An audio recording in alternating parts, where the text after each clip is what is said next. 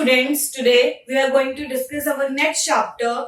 Chapter is direct and indirect proportion. ठीक है, direct और इनडायरेक्ट प्रोपोर्शन के बारे में आज हम पढ़ेंगे. ये हमारी एक इंट्रोडक्शन क्लास है जिसके अंदर हम इसका इंट्रो करेंगे.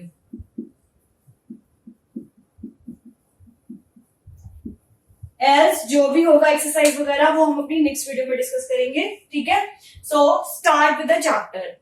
एज इन जो चैप्टर का नाम है वो है डायरेक्ट एंड इनडायरेक्ट, या फिर इनवर्स भी लिख सकते हो. ठीक है, इनडायरेक्ट. डायरेक्ट का मतलब होता है कि कोई किसी चीज से डायरेक्टली लिंक है. ठीक है, तो पहला हम देखेंगे अपना डायरेक्ट प्रोपोर्शन.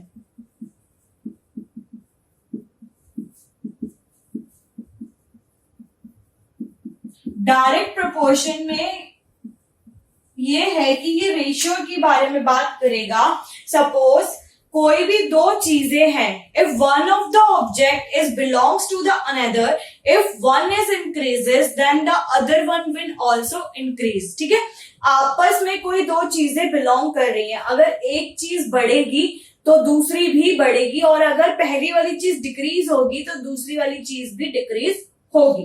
ठीक है, सपोज हमारी पहली वाली कोई चीज है x और दूसरा हमने ले लिया y, ये दोनों आपस में लिंक्ड हैं, तो अगर x बढ़ेगा तो y भी इंक्रीज होगा, अगर x डिक्रीज होगा तो y भी डिक्रीज होगा. ठीक है, अब एक एग्जांपल मैं समझाती हूँ किस तरीके से ये वर्क करेगा. सपोज मैंने एग्जांपल लिया टाइम और डिस्टेंस का, ये बेस्ट एग्जांपल होते हैं. कोई एक कार है, वो एक सेम टाइम पीरियड में सेम डिस्टेंस कवर कर रही है. ठीक है, वो अपनी एक सेम स्पीड से चलती चली जा रही है, तो यहां मैं लिख लूंगी टाइम और यहां लिख लूंगी मैं डिस्टेंस. ठीक है, सपोज वो कार 10 मिनट्स में 1 किलोमीटर डिस्टेंस कवर करती है. ठीक है, तो 20 मिनट्स में कितना करेगी? 2 किलोमीटर. 30 मिनट्स में 3 किलोमीटर और 40 मिनट्स में 4 किलोमीटर. ठीक है, क्यों? हमें पता है कि अगर 10 मिनट में वो 1 किलोमीटर चल रही है तो पक्का 20 मिनट में वो 2 किलोमीटर ही चली होगी. ठीक है, क्योंकि सेम टाइम और सेम डिस्टेंस सेम स्पीड से वो ट्रेवल कर रही है. ठीक है, सो यहां पे क्या है, यहां टाइम जो है वो इंक्रीज कर रहा है. सो time increase and distance also increase. Distance also increase. देखो 10 से 20 हुआ तो यहाँ 1 से 2 हो गया, या 20 से 30 हुआ तो यहाँ 2 से 3 हो गया, या 30 से 40 तो ये 3 से 4. जैसे जैसे आपका टाइम इंक्रीज कर रहा है वैसे वैसे ही आपका डिस्टेंस भी इंक्रीज कर रहा है. ठीक है, अब यहाँ पे एक चीज और नोटिस करना कि इनका जो रेशियो है वो क्या आएगा. देखो 10/1 इक्वल्स टू 10. ठीक है, 20/2 is equals to 10, 30/3 is equals to 10 and 40/4 is equals to 10. ठीक है, जो इसका रेशियो है वो एक स्पेसिफिक रेशियो है जो आ ही रहा है. ठीक है, तो यहां पे कांस्टेंट टर्म हमारी कौन सी हो गई? 10 is the constant when we find the ratio. 10 is constant when we find ratio. जब हम इसको एक रेशियो के रिस्पेक्ट में पढ़ेंगे तो 10 जो है वो हमारा कांस्टेंट है, क्योंकि ये भी 10 मिनट बढ़ा तो यहाँ 1 किलोमीटर बढ़ गया. ठीक है, इस तरीके से हमने फाइंड आउट किया कि 10 कांस्टेंट क्यों है. अब according to the definition we can write, हम इसको और कैसे लिख सकते हैं अगर हम इस रेशियो को शो करना हो. We can write x upon y is equals to k. ठीक है, यहां पे क्या था, यहाँ x था, हमने किससे डिवाइड किया था? y से. टाइम को आप x ले लो और डिस्टेंस को y ले लो. अगर x इंक्रीज हो रहा है तो y भी क्या हो रहा है हमारा? इंक्रीज हो रहा है, ठीक है। X upon y is equal to k जो है हमारा वो क्या है, k is any constant where k is any constant, ठीक। और यहां पे हमारा कांस्टेंट क्या था, यहां हमारा कांस्टेंट था 10। देखो x upon y equals to 10, x upon y equals to 10, x upon y equal to 10, x upon y equals to 10। तो यहीं से हमने डायरेक्ट का जो रिलेशन है वो फाइंड आउट कर लिया कि किस तरीके से हम अपने डायरेक्ट निकाल सकते हैं, ठीक है। अब एक क्वेश्चन देखते हैं, उससे आपको ये और ज्यादा क्लियर हो जाएगा। यहाँ क्लियर हो गया डायरेक्ट प्रोपोर्शन है क्या, कि अगर कोई भी एक चीज इंक्रीज कर रही है तो दूसरी चीज भी इंक्रीज करेगी, अगर कोई चीज डिक्रीज कर रही है तो दूसरी चीज भी अपने आप से डिक्रीज करने लगेगी, ठीक है। और हमने ये फाइंड आउट किया कि यहाँ जो हमारा टाइम ट्रेवल हुआ, टाइम लगा था इतना डिस्टेंस ट्रेवल करने पे, वो जैसे जैसे इंक्रीज कर रहा था वैसे वैसे हमारे किलोमीटर्स भी इंक्रीज कर रहे थे। And by this we get this relation x upon y is equals to constant। इसी को हम यूज करेंगे अपने क्वेश्चंस में, जिससे हमें पता चले, ठीक है। चलिए अब अपना क्वेश्चन देखते हैं हम, how we are going to apply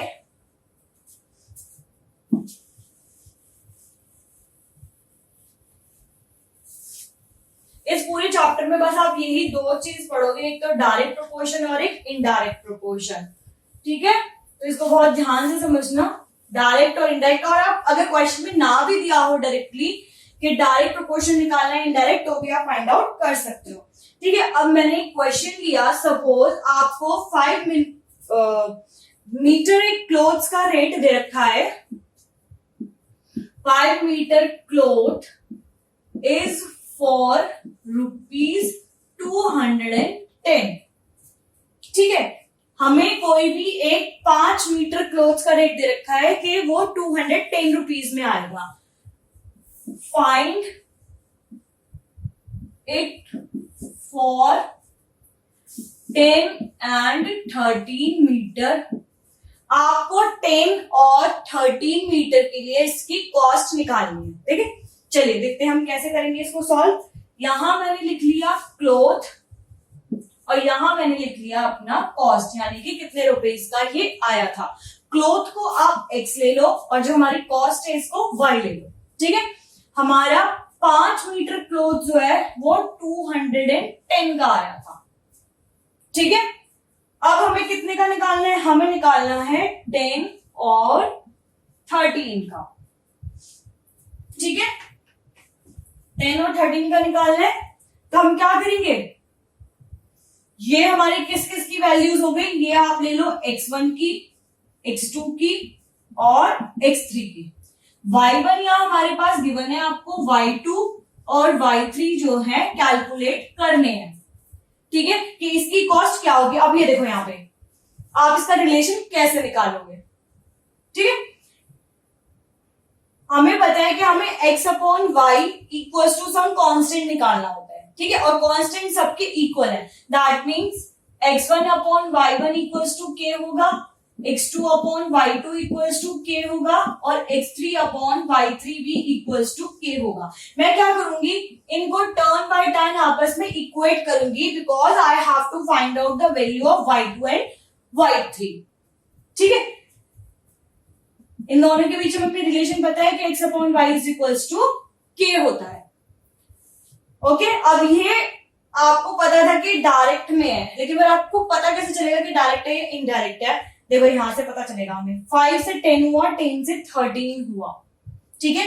clothes बढ़ रहा है और आपको पता है अगर आप कोई भी सामान खरीदने जाते हो, ठीक है, अगर 1 मीटर 10 रुपए का आ रहा है, अगर आपने सपोज कोई लेस या कुछ लेने गए, वो 1 मीटर लेस आपकी 2 रुपीज की है और आपने उससे 5 मीटर मांगी, तो वो 2 into 5 करके ही तो आपको देगा, ठीक है, तो उसकी कॉस्ट भी बढ़ जाएगी, ठीक है। उसी तरीके से हम इसके अंदर हमने अप्लाई किया, वहां से हमें पता चला कि ये एक डायरेक्ट प्रोपोर्शन है, ठीक है। अब इसको हम फाइंड आउट कैसे करेंगे, ये देखो मैं इसको रब कर रही हूं, जो मैंने छोटा सा डायग्राम बनाया था, और अब हम इस क्वेश्चन को सॉल्व करेंगे। देखो पहला वाला हमारा उसके लिए x1 की वैल्यू 5 है, y1 की 210 है और x2 की वैल्यू क्या होगी, वो होगी हमारे पास 10। ठीक है, मैं यहां लिख देती हूँ, ये x था, y था, क्लॉथ और रुपीस, ये था हमारे पास 5, 10, 13, ये था 210, y2 और y3 आपको कैलकुलेट करने हैं, y1 आपको गिवन है x1, x2, x3।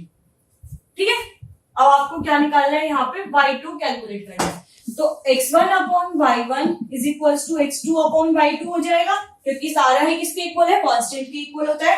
यहां से x1 की वैल्यू 5 है, y1 की वैल्यू 210 है, x2 की 10 है, y2 की हमें फाइंड आउट करनी है। ये क्या इंप्लाइज करेगा, 5y2 is equal to 210 into 10, y2 is equal to 210 into 10 upon 5। तो ये आ गया हमारे पास 420 rupees. That means 10 metre clothes अगर आप लेने जाओगे तो उसकी वैल्यू कितनी आएगी, उसकी वैल्यू आएगी हमारे पास 420 रुपीज। ठीक है, समझ आ गया, 420 रुपीज। ठीक है, अब हम निकालते हैं अपना 13 मीटर के लिए, वैल्यूज चेंज हो जाएंगी, हम निकालेंगे इसको x1 और y1 के ऊपर ही। ठीक है, फर्स्ट वाली इक्वेशन से ही करेंगे।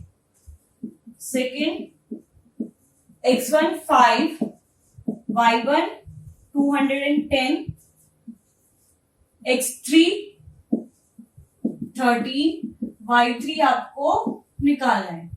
तो x1 upon y1 is equal to x3 upon y3। x1 की value 5 upon 210 is equal to 13 upon y3। 5 y3 is equal to 13 into 210। ठीक है, तो यहां से हमारे पास क्या वैल्यू आ गई, y3 is equal to 13 into 210 upon 5।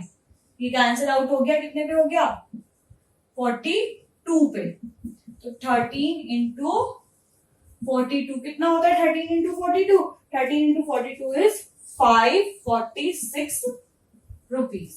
ठीक है, क्लियर हो गया हमने किस तरीके से निकाला। तो इसकी वैल्यू क्या आ गई हमारे पास, 546 रुपीज। अब देखो यहाँ पे हमारा एजम्पशन सही था या नहीं था, देखो ये 5 से 10 हुआ तो ये 210 से 420 हुआ, ये इंक्रीज हुआ तो ये भी इंक्रीज हुआ, increase, this will also increase. तो ये एक एग्जाम्पल था हमारा डायरेक्ट प्रपोर्शन का। यहां से आपने चेक भी कर लिया कि आपने जो किया है वो सही है या नहीं है। ठीक है, this is how we are going to done our all the questions regarding the direct proportion. Now we are moving towards our next is that is indirect proportion. ठीक है, अब ये इनडायरेक्ट प्रपोर्शन क्या होगा, डायरेक्ट तो हमें समझ आ गया कि जैसे जैसे एक चीज बढ़ती चली जाती है वैसे ही हमारी दूसरी चीज भी बढ़ेगी, अगर वो पहली वाली चीज घटेगी तो दूसरी वाली भी घटेगी। इनडायरेक्ट प्रोपोर्शन में क्या होता है, इनडायरेक्ट प्रोपोर्शन में उल्टा होता है, या फिर इनवर्स प्रोपोर्शन भी बोलते हैं इसको, इनवर्स और इनडायरेक्ट। नाम से ही समझ आ रहा होगा कि ये आपस में लिंक नहीं करेंगे।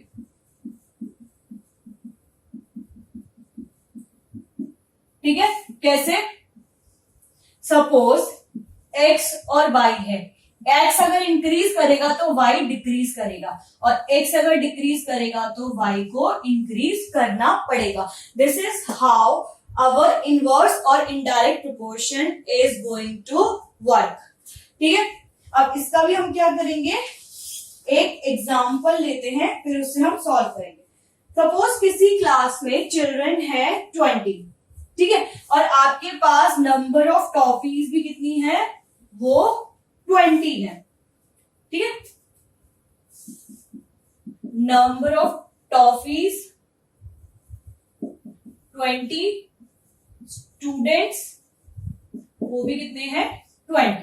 ठीक है, तो पर स्टूडेंट कितनी टॉफी जाएगी, देखते हैं हम यहां पे स्टूडेंट और यहां पे number of toffees.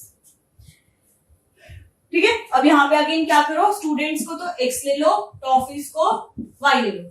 Suppose 20 toffees है,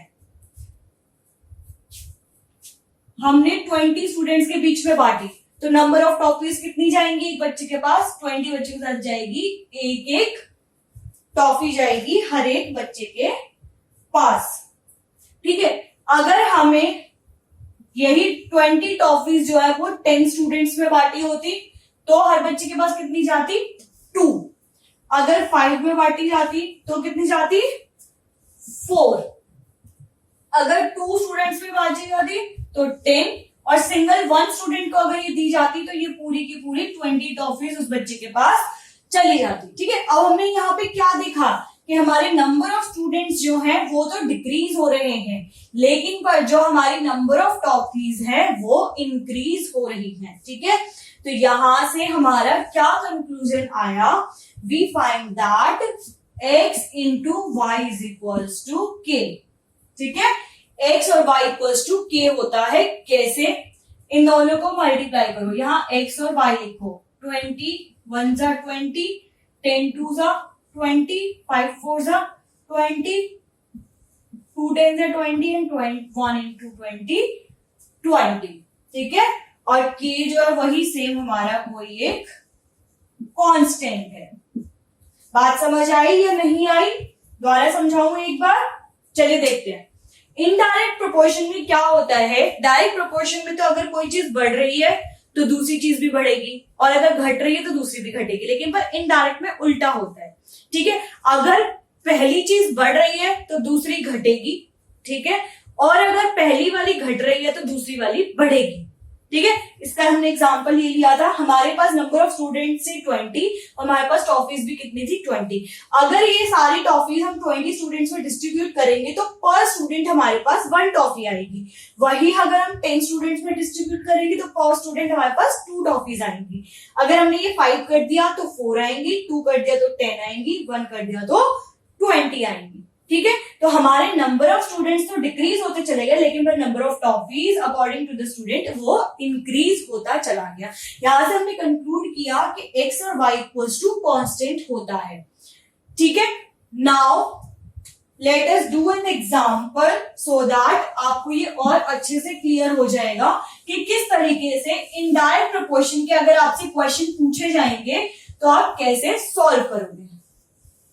क्वेश्चन में आपको गिवन नहीं होगा कि वो डायरेक्ट प्रोपोर्शन का है या इनडायरेक्ट प्रोपोर्शन का है, आपको फाइंड आउट करना पड़ेगा। ठीक है, अब हमारे पास क्वेश्चन है कि 6 पाइप्स हैं जो एक टैंक को फिल करते हैं 1 आवर और 20 मिनट्स में। ठीक है, क्वेश्चन है 6 pipes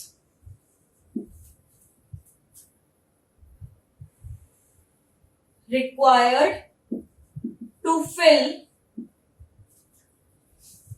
a tank in 1 hour 20 minutes. ठीक है, how long will it take if only 5 pipes of same type are used? देखिए क्या क्वेश्चन है, कहते हैं कि 6 पाइप हमें लगे एक टैंक को फिल करने में, जिसमें हमें टाइम लगा 1 आवर और 20 मिनट्स का। अगर उसी सेम साइज के पाइप हमने सिर्फ 5 यूज करे तो हमें कितना टाइम लगने वाला है। अब देखो, हमें क्वेश्चन से ही डायरेक्टली समझ आ रहा है कि अगर हमने नंबर ऑफ पाइप को रिड्यूस कर दिया तो टाइम हमें ज्यादा लगने वाला है। ठीक है, अगर हम कहीं पे ट्रेवल करते हैं, ठीक है, अगर हमने स्पीड कम कर दी तो हमें टाइम ज्यादा लगता है अपने डेस्टिनेशन पे पहुंचने में। ठीक है, वहीं अगर हम स्पीड बढ़ा देते हैं तो हमें टाइम कम लगता है। ठीक है, स्पीड कम करोगे तो टाइम ज्यादा लगेगा, स्पीड बढ़ाओगे तो टाइम कम लगेगा। सेम विद दिस, अगर आपने नंबर ऑफ पाइप को बढ़ाया तो टाइम कम लगेगा, नंबर ऑफ पाइप को कम कर दिया तो टाइम आपको ज्यादा लगेगा। अब देखते हैं हम इसको सॉल्व कैसे करेंगे। यहां पे लिख लो अपना नंबर ऑफ पाइप्स और यहां लिख लो टाइम।